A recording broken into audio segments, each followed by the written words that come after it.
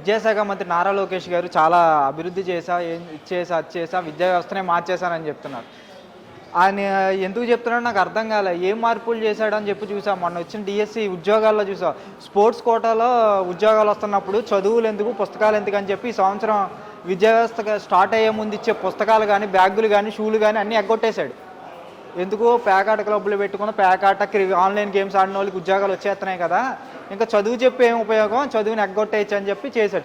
గతంలో జగన్మోహన్ రెడ్డి గారు స్కూల్ తీస్తున్న 20 రోజుల ముందే స్కూల్ బ్యాగులు, స్కూల్ పుస్తకాలు, షూలు, పిల్లల స్కూల్ డ్రెస్సులతో సహా ఆయన అందజేస్తే ఏం చేశాడు అని చెప్పి మాట్లాడారు. కానీ ఈ రోజు కూడా ప్రభుత్వం ఇచ్చారు. 2 ఏళ్ళ నారా లోకేష్ గారు మిమ్మల్ని అడుగుతున్నా, 1 సంవత్సరం ఇచ్చారు, 2వ సంవత్సరం ఏమైంది, పుస్తకాలు ఏది, షూ ఏది, బ్యాగ్ ఏది మీరు ఇచ్చిన లాస్ట్ ఇయర్ ఇచ్చిన బ్యాగ్ కూడా చిరిగిపోయింది. కానీ జగన్మోహన్ రెడ్డి గారు 3 ఏళ్ల క్రితం ఇచ్చిన బ్యాగ్ ఇప్పటికీ చిరగకుండా ఉందంటే అది పిల్లల పట్ల జగన్మోహన్ రెడ్డి గారు చూసిన విధానం. ప్రతి పేదవాడు చదువుకోవాలి, ఉన్నత స్థాయికి వెళ్ళాలని చెప్పి జగన్మోహన్ రెడ్డి చూస్తే ఈరోజు పేదవాడు అక్కడే ఉండాలి, ఉన్నవాడు పైకి వెళ్ళాలి, వాడికి చదువు వచ్చినా రాకపోయినా ఉద్యోగం వచ్చేలా చేసే ఘనత నారా లోకేష్ గారికే చెందింది. ఈ నారా లోకేష్ గారు ఇంకా మాట్లాడితే మహానాడులో కూడా బీభత్సమైన మాటలు మాట్లాడుతున్నాడు. జగన్మోహన్ రెడ్డిని రానివ్వం, చెయ్యం చేయదు. నువ్వెవరయ్యా రానివ్వకపోవడానికి?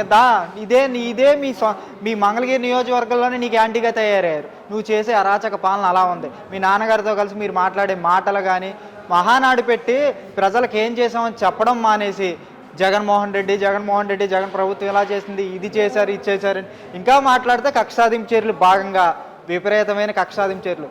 గతంలో మీ నాన్నగారు పిఏ ఈశ్వరం గారు ఆరోపణ వస్తే సింగపూర్ పంపించారు. అదే జగన్మోహన్ రెడ్డి నిజంగా అవినీతి చేసుంటే ఆయన చుట్టూ తిరిగే ప్రతి ఒక్కరిని ఇక్కడ లేకుండా పంపించేసేవాడుగా. కానీ తన చుట్టూనే ఉన్నారు, తన పక్కనే ఉన్నారు. రీసెంట్గా కేఎన్ఆర్ గారి విషయంలోనే ఆయన ఏ పాపం చేశాడని చెప్పి విచారణ పేరుతో ఆయన ఇబ్బంది పాలు చేస్తున్నారు. ఆయన ఏ తప్పు చేయలేదు కాబట్టి విచారణకు హాజరయ్యాడు, నిలబడ్డాడు, సమాధానం చెప్తున్నాడు.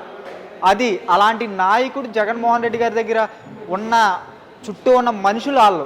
కానీ మీ దగ్గర ఉన్న వాళ్ళు ఏంటి, అవినీతి చేయడం, స్టే తెచ్చుకోవడం, లేదా పారిపోవడం. ఇది మీరు చేసే కార్యక్రమాలు. ఇంకా మాట్లాడితే ఇదే విధంగా మీరు ఎన్ని కక్షలు కానీ ప్రశ్నించేవాడి మీద అక్రమ కేసులా. ఇంకా అనిత గారు మాట్లాడుతున్నారు. అనిత గారు ఏంటంటే చంద్రబాబు నాయుడు గారు టీ ఇచ్చారంటే ఆనందం అంట. మరి ఇంకా హోంశాఖ ఎందుకమ్మా నువ్వు? నీ హోంశాఖలో ఏం జరుగుతుందో నీకు తెలుసా? క్రైమ్ రేట్లో ఆంధ్రప్రదేశ్ నెంబర్ 1 స్థానంలో ఉంది. దాన్ని కూడా నువ్వు పట్టించుకోవట్లేదంటే నువ్వు ఒక హోంశాఖ మంత్రివి. నీకు మేము సెల్యూట్ కొట్టే పరిస్థితిలో మేము ఉన్నామంటే ఆంధ్రప్రదేశ్ ప్రజలు ఎంత దౌర్భాగ్యంగా ఉన్నారో ఆలోచించుకోవాలి.